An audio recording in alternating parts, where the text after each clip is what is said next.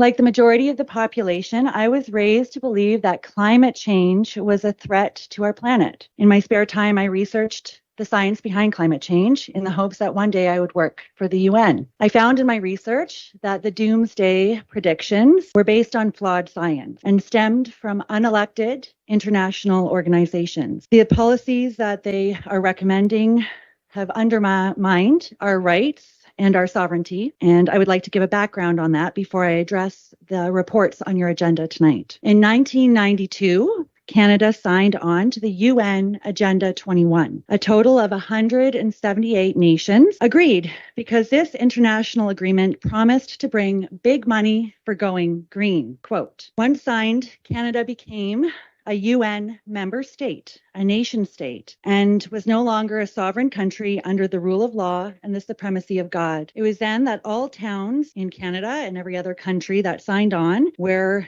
in a sense, abandoned and merged with others to form UN city-states, of which Peterborough is now one. By the year 2000, we saw countries now being governed by the direction of the United Nations, the G7, the G20, the Council of Foreign Relations, the World Bank, and the World Economic Forum, World Health Organization as well, and the International Council on Local and Environmental Issues. I believe that acronym is pronounced ICLEI. Instead of following parliamentary procedures for law changes, the municipal primer, which looks like this, was sent to all our local towns in 1994 and outlined how they would restructure their governments. In this primer, you will see that our public officials, our elected mayor and council, are now partnered with a private corporation called the City of Peterborough. This is a private corporation, not a public, and committing public funds to private sustainable initiatives, development goals, and foreign investors under the guise of saving the planet.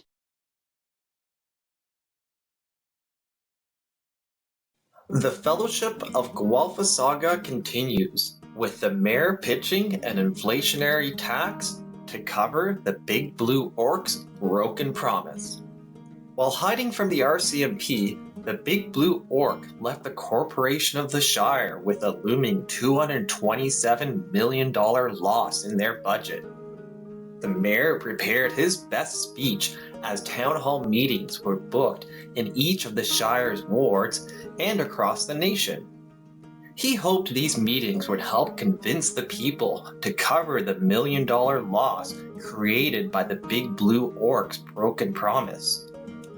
Can Carly of Klassen and the Elder Elves do anything about the housing cost crisis?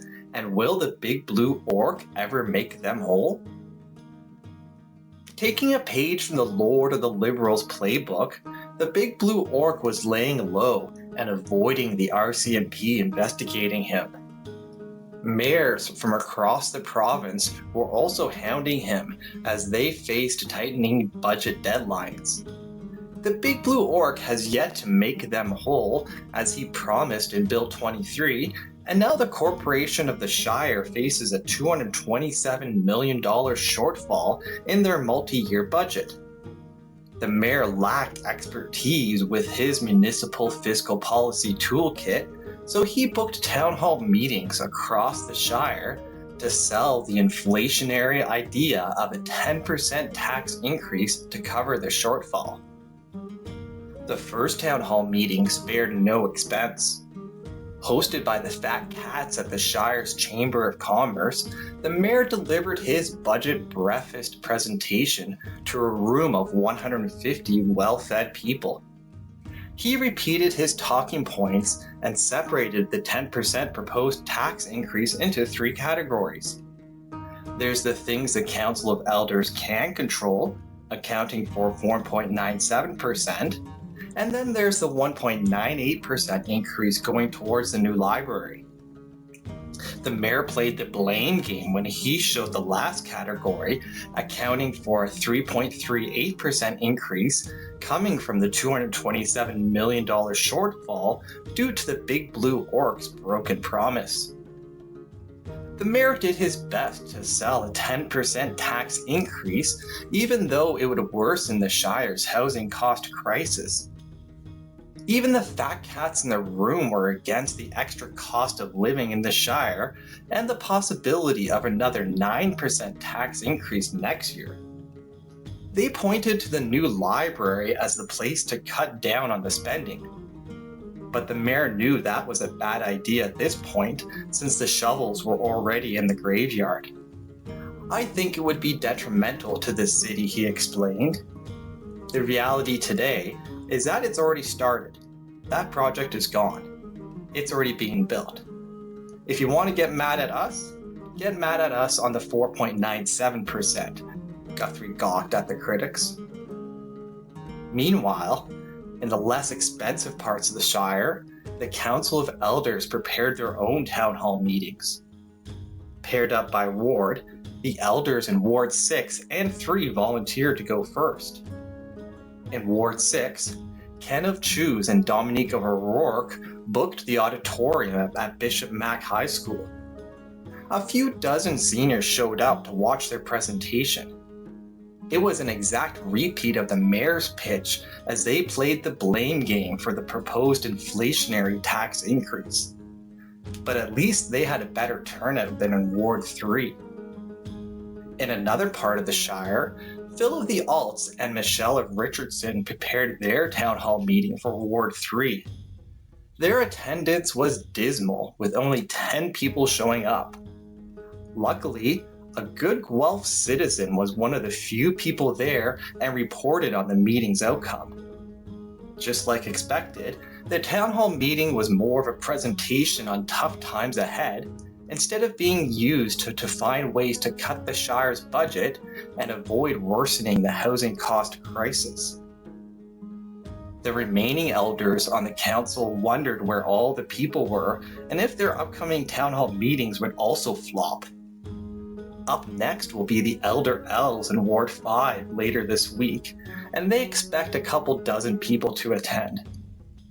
Whereas Carly of Klassen hopes to do at least as well as in Ward 6. Unfortunately, she's paired up with Rodrigo of Gawler, who's still lost in the Northern Forest, and he may or may not show up to his own town hall meeting. But where were all the people of the Shire? Why weren't they at these important town hall meetings? The Shire's town hall meetings were empty since there was something more important going on that people had to deal with. They were instead busy with planning 15-plus minute drives outside of town next week to attend other town hall meetings that weren't advertised locally in the Main Street news. These meetings were about the looming threat of 15-minute cities, funded by your friends at the World Economic Forum, such as those in the Shire Smart Cities office.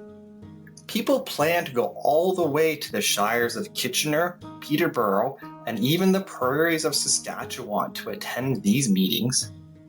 They'd rather travel that far for a town hall meeting on 15-minute cities instead of listening to yet another repeat presentation from the Corporation of the Shire. Can Carly of Klassen and the Elder Elves do anything about the housing cost crisis? And will the Big Blue Orc ever make them whole? Stay tuned here to see. This video is brought to you by brighttutoring.ca. Don't let school get in the way of your education. Book a tutoring session today at brighttutoring.ca.